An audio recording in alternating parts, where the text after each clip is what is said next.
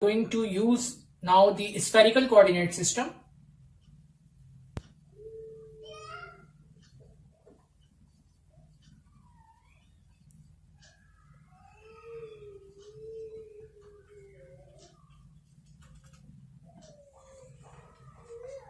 And to use an example, we are solving the Laplace equation.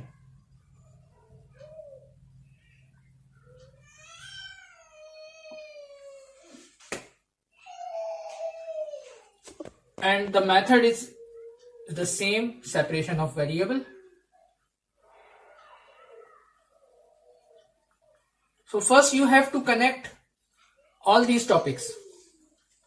You know that we are studying the mathematical physics 1, in which we are going some selected partial differential equations, that are heat equation, wave equation and the Laplace equation. So what is the common between them is the method of separation of variable. So basically we are going to study in mathematical physics, the main topic is method of separation of variable, and then we use method of separation of variable on some specific examples such as heat equation, wave equation and the Laplace equation. So we started with the rectangular coordinate system, and then now we are going to see the spherical coordinate system. So now what step we are going, that we see some spatial function when we use the spherical coordinate system or spherical geometry. So today we are going to use the Laplace equations in a spherical coordinate system, and we will use the method of separation of variable to solve this.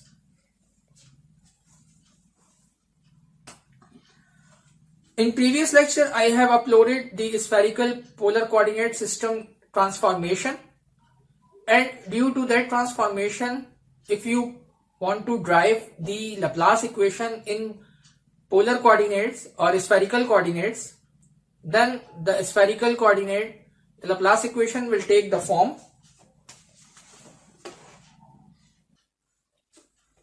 So in spherical coordinate system, basically let me tell you the difference between the polar coordinate system and the spherical polar coordinate system. So sometimes I use the polar coordinate system,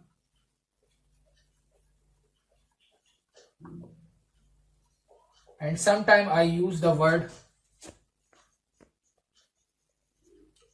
spherical polar coordinate system. So the difference between them, the polar coordinate system is for two-dimensional, in which we have only the r and theta. Spherical polar coordinate means we have a sphere, and the coordinate system consists of r, theta and phi. And in rectangular coordinate system,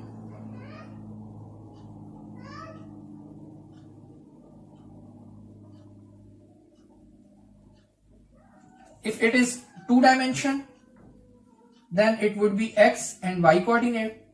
If it is three dimensional, then it would be x, y and z.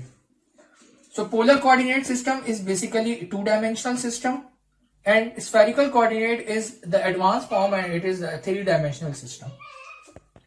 So it has r and theta as the members of this coordinate system, and it has r, theta and phi. Which means that the equation we have seen here is the Laplace equation in spherical coordinate system, spherical polar coordinate system, and it is a three-dimensional equation because it has all three members, r, theta and phi. And the Laplace equation itself is del square v is equal to 0. So this del square v in rectangular coordinate system is something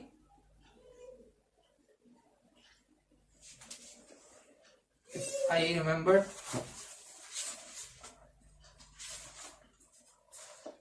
It was uxx plus uyy plus uzz is equal to 0.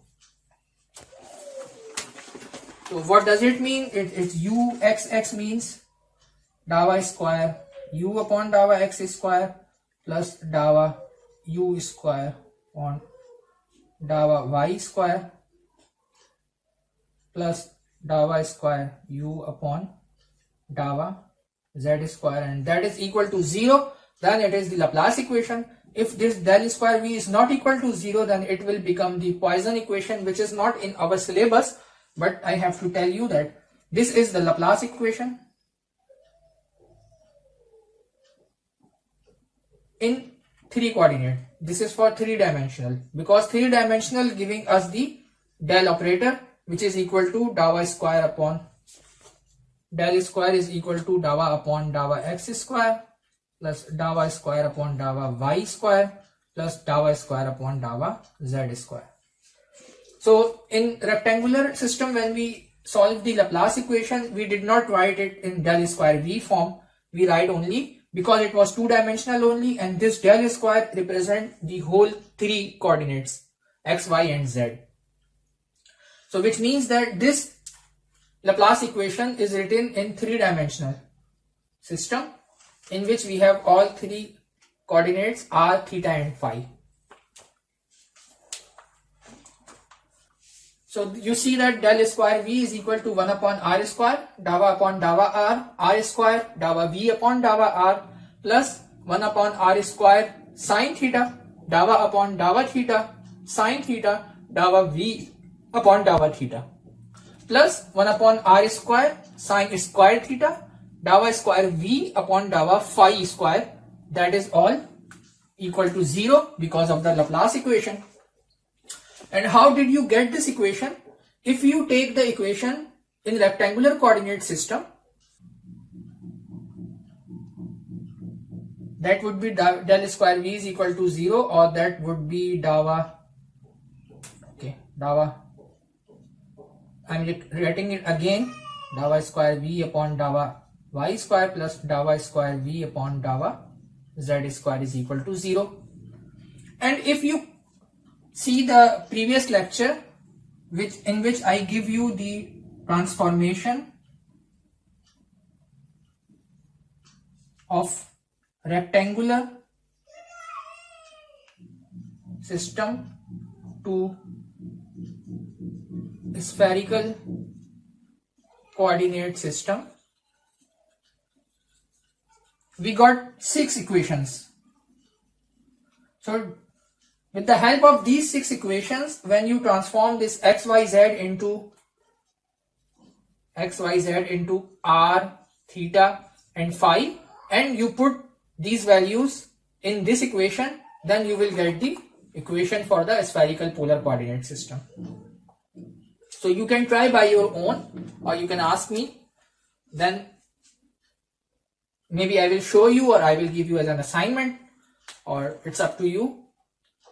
So you will get the Laplace equation in spherical polar coordinate system. Now there are 2 parts of this equation. The one part which is only depend on the r, we call it the radial system, radial equation, and the portion involving theta and phi, we call it the angular equation. We further divide this theta portion and this phi portion, but up to this knowledge is important, that the r portion is called the radial equation, the theta involving the equation involving the theta, although it involves r, but this portion is called the angular portion. You can say angular equation or angular portion. Since we have seen the previously solved Laplace question, Laplace equation in rectangular coordinate system, we gave it a specific name based on the example. It was the steady state temperature. At that point we were finding the temperature in a semi-infinite rectangular plate. So for this equation, when we are using the spherical polar coordinate system and we are going to solve the Laplace equation for the separation of variable, we will take the case of finding a potential in the sphere.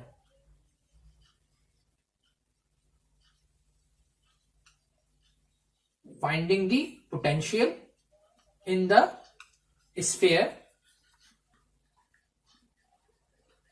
when we use the Laplace equation is spherical polar coordinate system. So that's why we are using the variable v, because we represent potential with the v. We can use u here, so we replace with u here, but we are using the potential. So at that time, instead of temperature, we are using potential. So, and the geometry was previously semi-infinite rectangular plate, and now the geometry here is sphere. That is the a good coordinate system is spherical coordinate here, and it was rectangular plate. So previously we used the semi-infinite, we used the rectangular coordinate system. There we took the variable u because we use temperature in heat equation represented by u. So we take the same variable u for the temperature. We could take the T temperature, but in order to maintain the consistency, we take u as a temperature. So since we are having potential here, we are using the V. Now what is the potential? Since we are using the potential, so I write the topic here. Potential in a sphere. And by definition, the potential is the work per unit of charge required to move a charge from a reference point to a specified point, measured in joules per coulomb or volt. So this is the definition of potential. So if we apply this definition to find the potential using this equation, if we see the equation, we see that here V is the function of r, theta and phi as well. So V is the function of r, theta and phi according to this equation. But if we consider the case of azimuthal symmetry, which means that if we consider the azimuthal symmetry, then V is not changing with phi. So V is same everywhere. Whatever the value of phi, the V would be the same. If V is same, if we change the phi and V is not changing, which means that dava V upon dava phi is equal to 0, which means that the rate of change of V with respect to phi is constant. So the derivative of V with respect to phi would be 0. So potential, our potential is only function of r and theta here. It is not the function of phi. Function of something means the quantity should be changing with that quantity. But if we consider the azimuthal symmetry, then V is not changing with phi. Therefore, the rate of change of V with respect to phi is 0. And now our variable V, which is the potential, is only the function of r and theta. So this will change the equation. And when we see that the dava V upon dava phi is 0, then this term would vanish because of this term.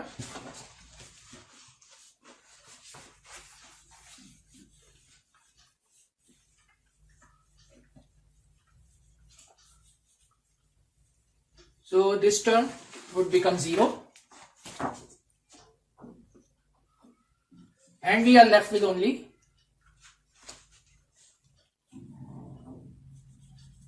this portion. which includes r and theta. Now we can start our solution considering the equation A. So our solution required the unknown variable, which is the function of r and theta. So we can call it, according to the method of separation of variable, this V, the solution, is the product of two independent variable, and this is, well, we call it T, r and theta, in which capital R is the function of small r and capital T is the function of small theta. We call it equation number 2, we call it equation number A as our main equation, and this is the equation number 2. Now we put equation number 2 in equation number A, and anywhere V will be replaced by r and T of theta. So equation 1 becomes, so putting 2 in equation 1, we get the modified equation is 1 upon r square dava upon dava r square dava into T of theta upon dava r plus 1 upon r square sine theta dava upon dava theta of sine theta, and dava v upon dava theta is dava upon dava theta of r and t, and this is all equal to 0.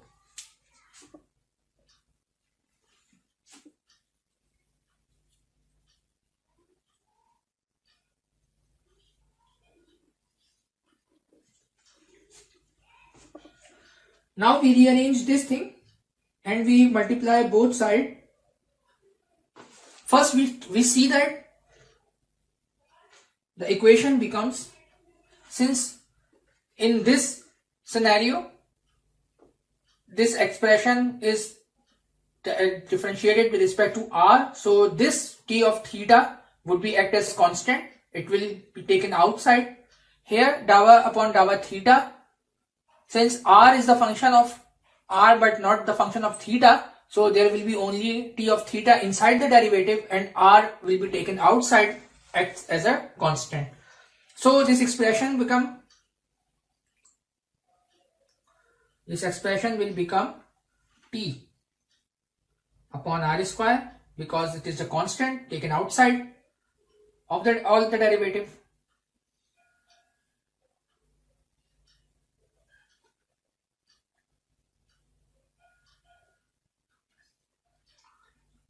And it would become dava upon dava r square dava capital R upon dava small r plus 1 upon r square sine theta, and this r coming outside, and it would be dava upon dava theta into dava upon dava theta of t, and that is equal to 0.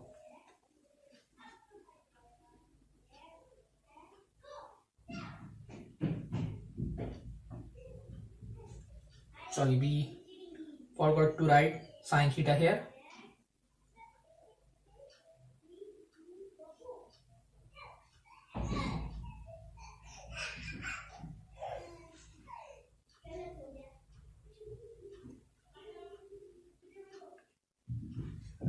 Would be inside.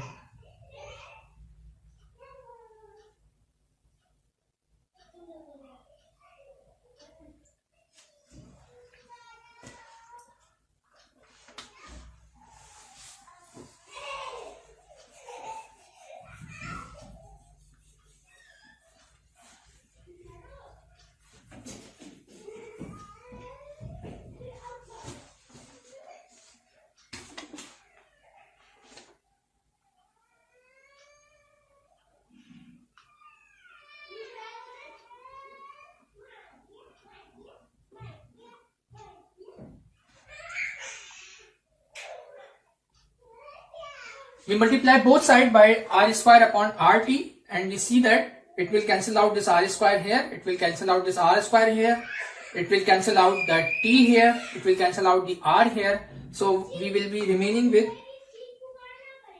1 upon capital R, and t upon r square would be cancel out. It would be dava upon dava r into r square, capital dava r upon dava r, plus here when we multiply, then r square will cancel out, capital R will be cancelled out, and we will get the t, which is a function of theta. So this would be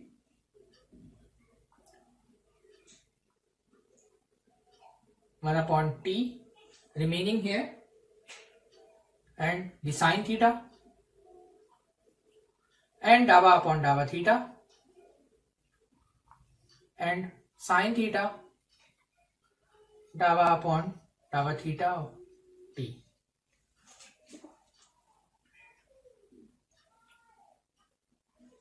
So, and this was equal to 0.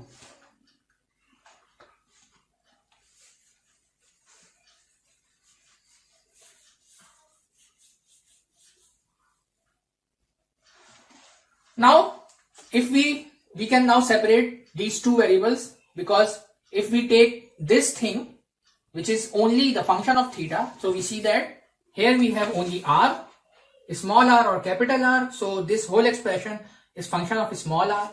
Here we have t, which is a function of theta, we have that theta, so the whole expression is depending on the theta only. So we have separated the variables here. Now if we take this thing on the other side of equal to sine, then we will see the ratio of two independent variables which are equal to each other. So it will be only possible if the ratio, both ratios are equal to some constant. So in previous cases when we have the constant of separation, here we choose the specific constant of separation,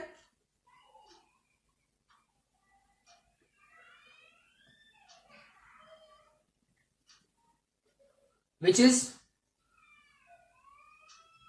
L into L plus 1. The reason behind choosing this specific constant of separation, this is because you will see when we take this as a constant of separation, we will get a spatial differential equation. If we take lambda here, we cannot solve it anymore.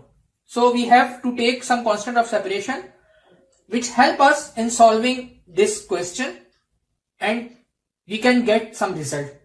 So when we take L into L plus 1 as the constant of separation, then we will get some spatial differential equation which would be the Legendre differential equation, and we know the solution of that thing. So we have separated it in the radial part and the polar equation, polar part, because this is the polar angle, and we introduce this constant of separation here, and because of this constant of separation we get two equations. So we take this as, so this is our constant of separation,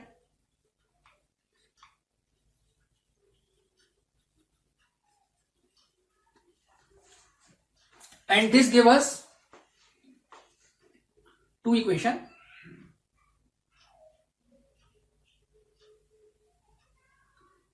I am changing the parameter of partial derivative because it is now dependent on the one variable only, so we can replace it with d instead of the dava. So d upon dr into r square, dr upon small dr is equal to L into L plus 1, and this r goes here.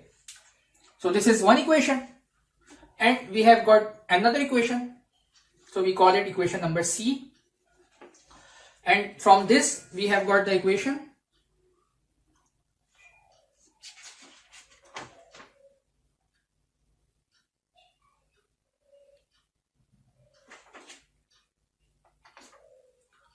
1 upon sin theta d upon d theta sin theta dt upon d theta is equal to minus L into L plus 1 into capital T. We call it equation number D.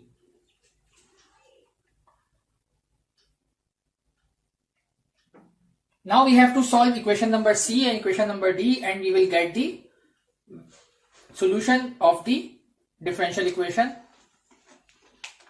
Laplace equation. So we start with the equation number C.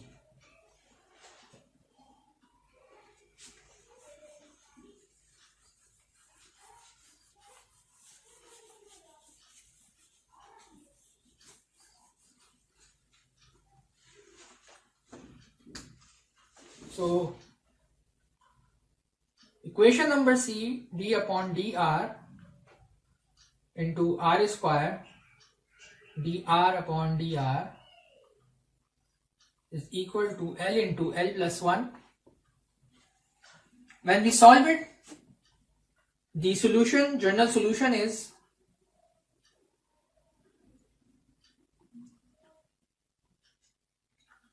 r into r is equal to AR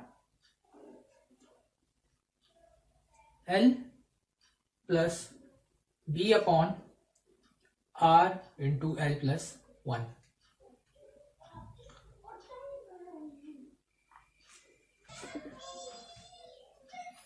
So this is the solution for this equation C. Now we consider equation D.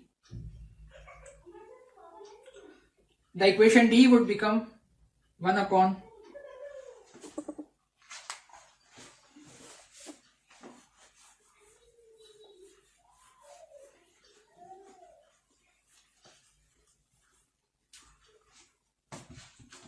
now we consider equation D, and it would become 1 upon sin theta d upon d theta sin theta d capital T upon d theta is equal to minus L into L plus 1 into T. That was the equation number D. Now what do we do here? We do the change of variables.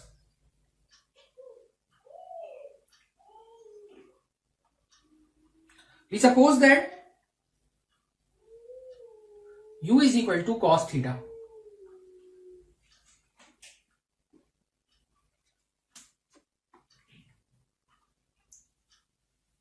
Which changes sin theta in the equation, because sin theta is equal to square root 1 minus cos square theta. So, and u is equal to cos theta. So it would become, sin theta would become 1 minus u square. Since we have changed the variable from u, which is the function of theta, so also the t of theta would become p of u. So we had just nothing do but we rewrite t as p. They are equal to each other because u is equal to cos theta and capital T is the function of theta. So we rewrite theta in terms of u. So t is the function of theta, then p is the function of u. Also, we know that d upon d theta. Let's take a function f. Any function f d upon d theta could be written as df upon du into du upon d theta. So a general function can be written in form of this, because finally this would become equal. So we can write any function d theta, and we replace u as, in term of, when we replace u, then it would become minus sine theta. Because du upon d theta would give you minus sine theta, and we can write it as minus u square df upon du.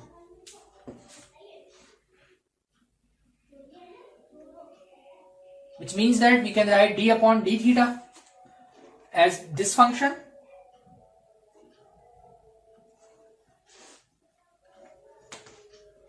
so we put these values, all these work in equation number d. Equation d will become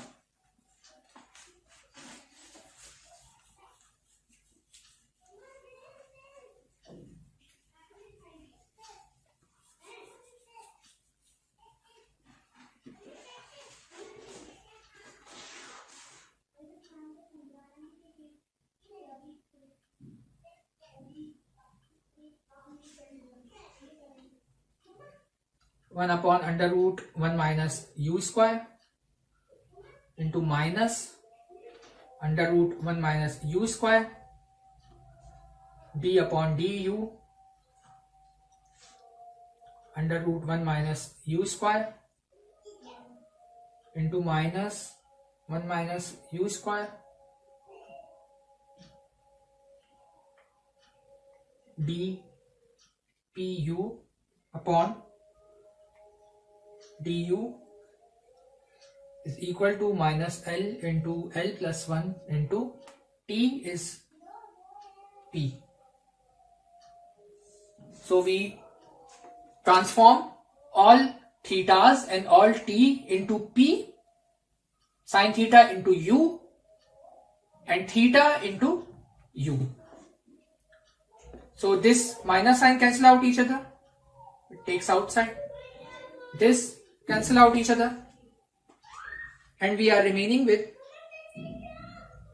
this. When multiply becomes 1 minus u square, so we are remaining with d upon du into 1 minus u square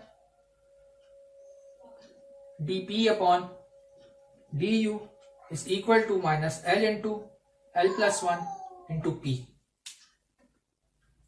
So this is the known equation, and this is known as Legendre equation.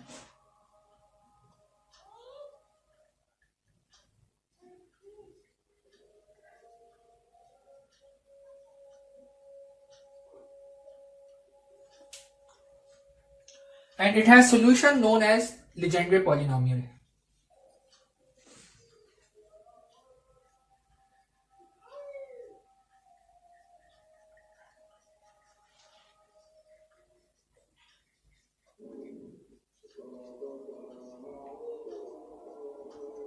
Which is denoted by P of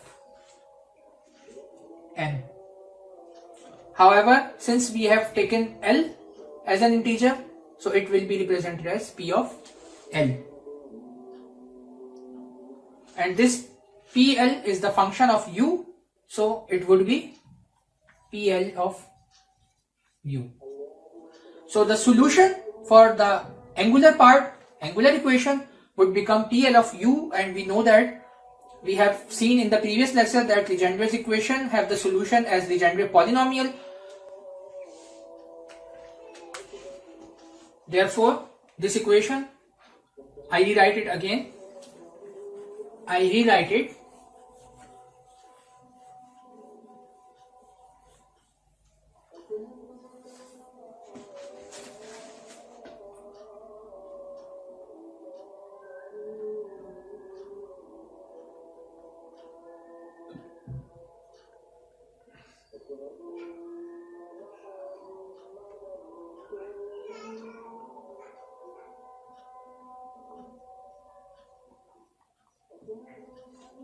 and it has the solution PL of U is equal to the Rodrigues formula. I have,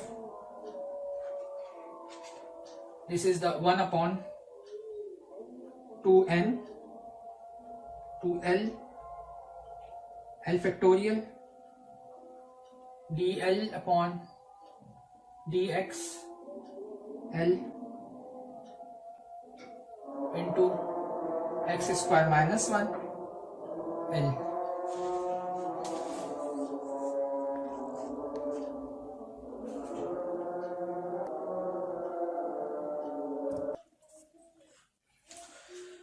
So this is the general solution PLU, which is also called the PL of cos theta, since U is equal to cos theta. So equation D has result as PL of cos theta.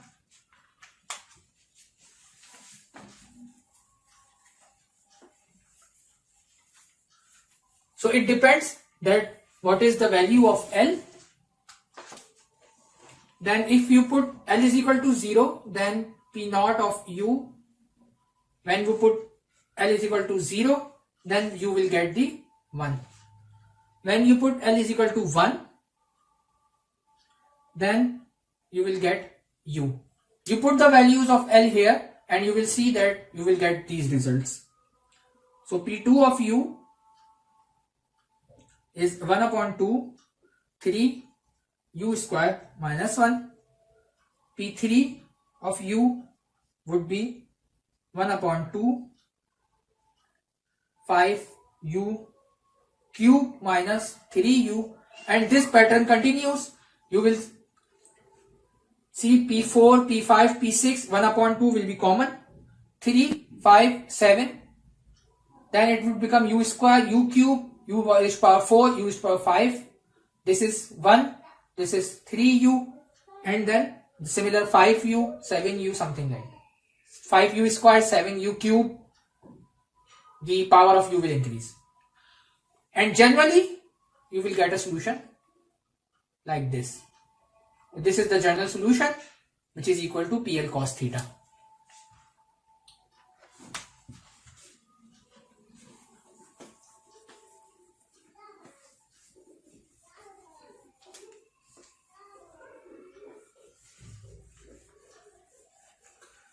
Now if you recall, we were finding the potential.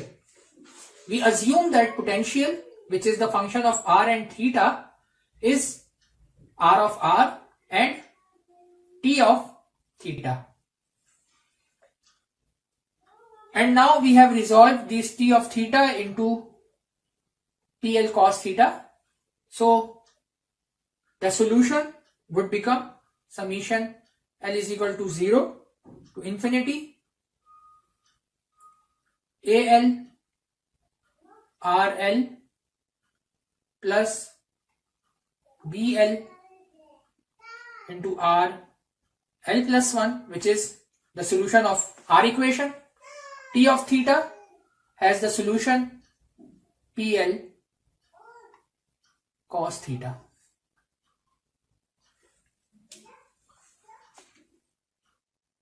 So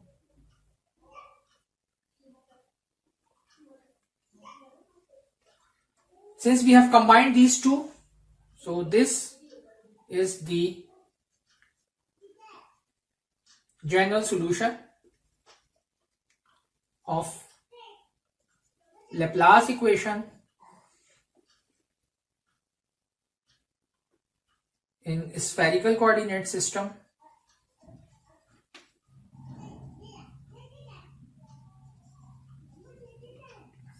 which is a particular case of the potential in a sphere. Now this is the general solution because we do not know the values of A and B. So if the limiting condition or boundary conditions are given, we can find the A and B, but in this particular question we do not have any boundary or initial condition or some information, additional information, thereby we cannot solve it anymore. So we will stop at the general solution.